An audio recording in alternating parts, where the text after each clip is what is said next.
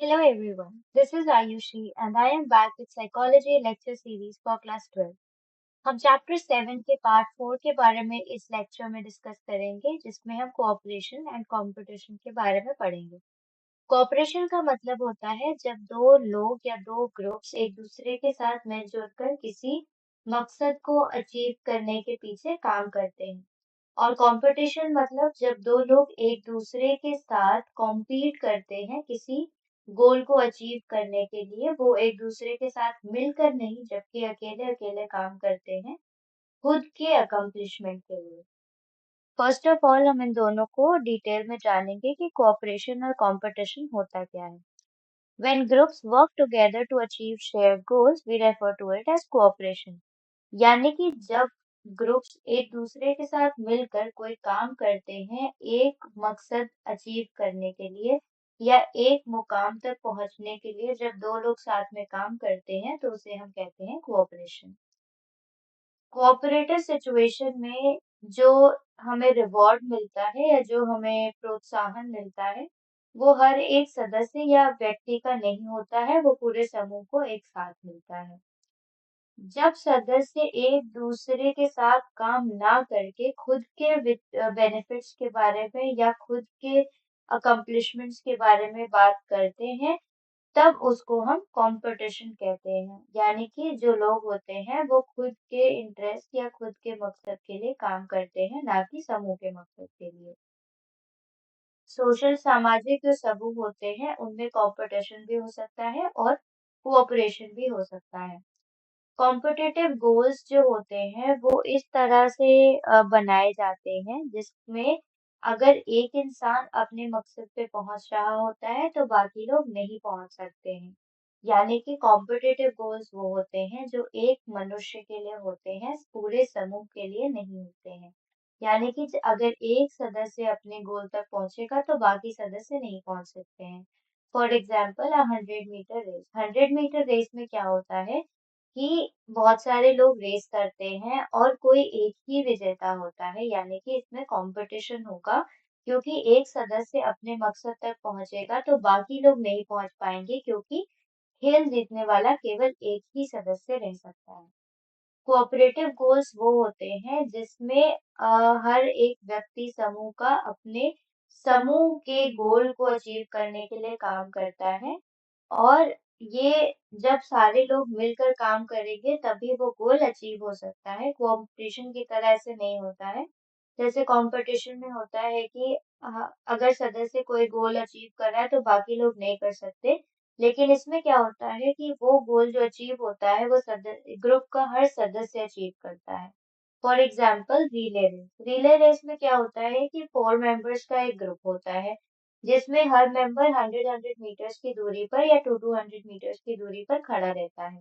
जब एक सदस्य दूसरे सदस्य तक जाता है, वो उसको बैटन पकड़ाता है, तब दूसरा सदस्य तीसरे सदस्य के पास दौड़ता है। यानी कि चारों को मिलकर वो रेस जीतने के लिए काम करना पड़ता है और वो जो जीत होगी वो किसी एक की नहीं होगी, वो चारों की जीत मानी जाएगी। नेक्स्ट है रिसर्च। ड्यूस नाम के साइकोलॉजिस्ट ने एक रिसर्च कंडक्ट किया था कोऑपरेशन और कंपटीशन को दिखाने के लिए। उन्होंने कॉलेज स्टूडेंट्स को पांच पांच लोगों में बांटा था और हर ग्रुप को पजल सॉल्व करने के लिए दिया था।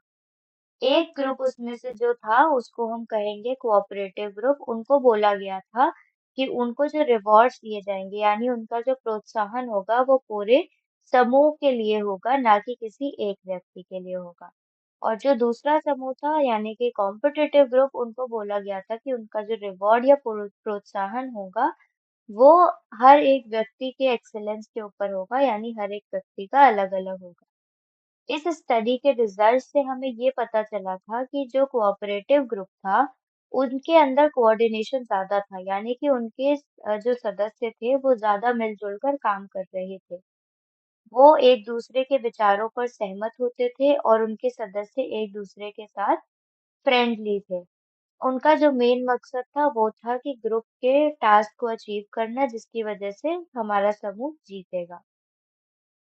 नेक्स्ट है prisoners dilemma game. Prisoners dilemma game एक बहुत ही इम्पोर्टेंट गेम है जिससे हमें कोऑपरेशन और कंपटीशन के बारे में पता चलता है।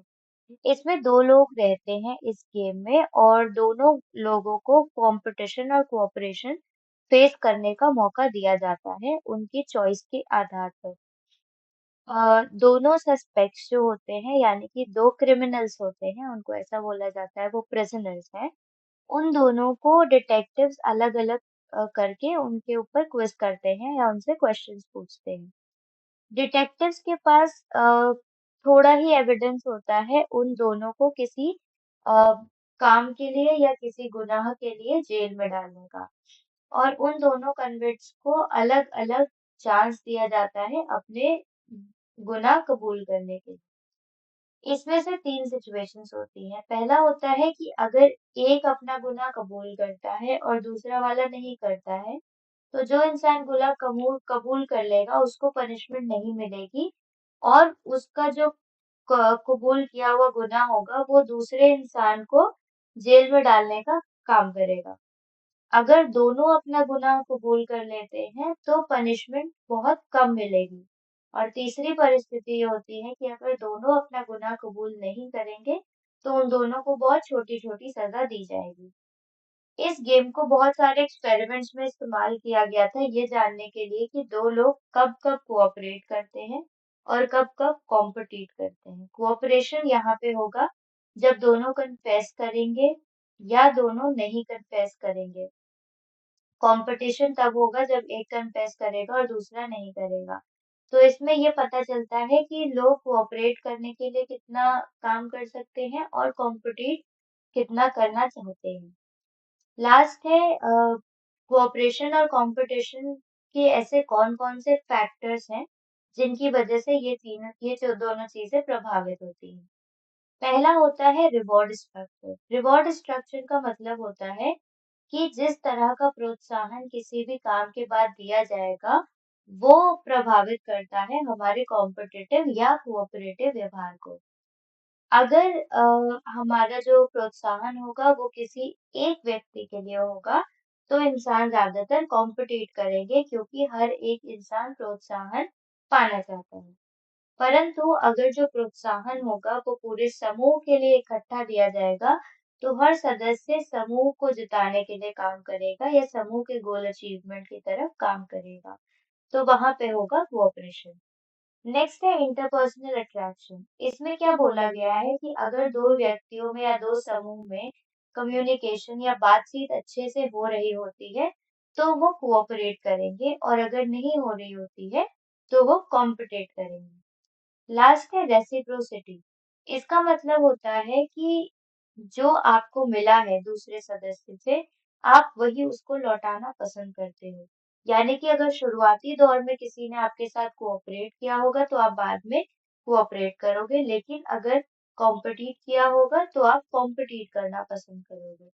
फॉर एग्जाम्पल अगर आपका कोई फ्रेंड है, उसने आपके साथ कोऑपरेट किया है किसी आपकी प्रॉब्लम में, तो आप भी आने वाली परिस्थिति में उसके साथ कोऑपरेट करोगे।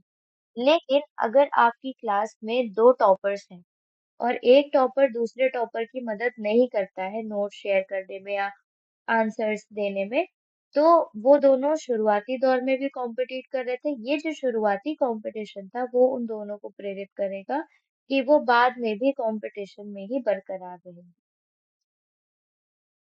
सबसे इम्पोर्टेंट जो एक्सपेरिमेंट था कोऑपरेशन और कंपटीशन के लिए वो शेरिफ नाम के साइकोलॉजिस्ट ने किया था। उन्होंने 11 से 12 साल के लड़कों के ऊपर समर कैंप में ये एक्सपेरिमेंट किया था। ये जो लड़के थे ये एक दूसरे को नहीं जानते थे। ये लोग एक समर कैंप अटेंड कर रहे थे। इस समर कैंप में या इस एक्सपेरिमेंट ने शेरिफ में 4 फेजेस रखे थे। पहला फेज था फ्रेंडशिप फॉर्मेशन। इसमें जब बॉयज कैंप में आए थे शुरुआती दौर में वो एक दूसरे के साथ मिक्स हुए, वो एक दूसरे को जानने लगे और एक दूसरे से बातचीत या दोस्ती करने के लिए राजी हुए। नेक्स्ट था इन ग्रुप फॉर्मेशन। इसमें क्या था कि शेरिफ ने उन लड़कों को 2 समूह में बांट दिया था और हर समूह का सदस्य एक अपने समूह के साथ कोऑपरेशन करने लगा था, जिसकी वजह से वो अपने ग्रुप के साथ ज़्यादा कोहेसिव हो गया था, यानी कि वो अपने ग्रुप को बहुत ज्यादा अच्छा समझता था। वो उसको उसका लगाव अपने ग्रुप के साथ धीरे धीरे बढ़ने लगा था। धीरे धीरे करते करते ये जो ग्रुप्स थे ये इसके सदस्य अपने समूह से इतना ज्यादा अटैच हो गए थे कि इन्होंने अपने नॉर्म्स या तौर तरीके बनाने शुरू कर दिए थे। इसके बाद का स्टेज था इंटर ग्रुप कंपटीशन। इसके बाद इन दोनों समूह को एक दूसरे के साथ कंपटीशन में लाया गया। इन दोनों को अलग अलग एक्टिविटीज दी गई, मैचेस दिए गए, जिसकी वजह से इन लोगों में कंपटीशन की भावना जागी। ये कंपटीशन जो था ये इन दोनों ग्रुप के बीच में टेंशन ले आया और हॉस्टिलिटी ले आया। यानी कि एक ग्रुप के सदस्य दूसरे ग्रुप के सदस्यों को अच्छा नहीं मानते थे और उनके साथ बुरा बर्ताव करना शुरू कर दिया था, यानी कॉम्पिटिट करते थे। ग्रुप कोहेशन बढ़ा, यानी कि जो अपने ग्रुप के सदस्य थे वो अपने ग्रुप के लिए बहुत ज्यादा अ, पास जाने लगे। इसके बाद लास्ट था इंटर ग्रुप कोऑपरेशन। ये जो थर्ड स्टेज में कंपटीशन की भावना उत्पन्न हुई थी, इसको कम करने के लिए शेरिफ ने ये सोचा कि क्या हम किसी कंपटीशन वाले ग्रुप के भीतर कोऑपरेशन ला सकते हैं क्या? कोऑपरेशन लाने के लिए रिसर्चर ने एक प्रॉब्लम क्रिएट की जो कि दोनों ग्रुप को समान रूप से प्रभावित करती थी। इसको कहते हैं सुपर ऑर्डिनेट गोल। यानी कि इन दोनों ग्रुप को प्रभावित करती थी और ये दोनों ग्रुप को साथ मिलकर काम करना पड़ता तभी वो प्रॉब्लम हल कर सकते थे। इसीलिए इनको कहा गया सुपर ऑर्डिनेट गोल। ये जो गोल था, इन्होंने क्या किया कि दोनों ग्रुप की वाटर सप्लाई या पानी पानी का सप्लाई बंद कर दिया। अब इन दोनों ग्रुप को एक दूसरे की मदद करनी पड़ी वो पानी का सप्लाई वापस लाने के लिए। जब इन्होंने मदद करनी शुरू की तो इससे दोनों ग्रुप के बीच में कोऑपरेशन डेवलप हुआ और हॉस्टिलिटी कम हो गई। इससे हमें ये पता चला कि जो हमारे पर्सनल गोल्स होते हैं या हमारे जो पर्सनल कंपटीशन की भावना होती है, वो किसी सुपर ऑर्डिनेट गोल की वजह से घट सकती है या खत्म हो सकती है, जो कि दोनों समूह को एक समान रूप से प्रभावित करेंगे। इस रिसर्च से हमें ये पता चला कि हॉस्टिलिटी यानी कि दो ग्रुप के बीच में कंपटीशन घटाया जा सकता है सुपर ऑर्डिनेट गोल की वजह से, और कोऑपरेशन दोनों ग्रुप को अपने गोल्स की तरफ आकर्षित करने के लिए सहायक रहता है। इस टॉपिक से रिलेटेड अगर आपको कोई भी डाउट्स या क्वेरीज है तो आप अपने क्वेश्चंस कमेंट सेक्शन में पूछ सकते हैं। साइकोलॉजी से रिलेटेड ऐसी ही एजुकेशनल वीडियोस के लिए गुरुकुल चैनल को सब्सक्राइब करना ना भूलें।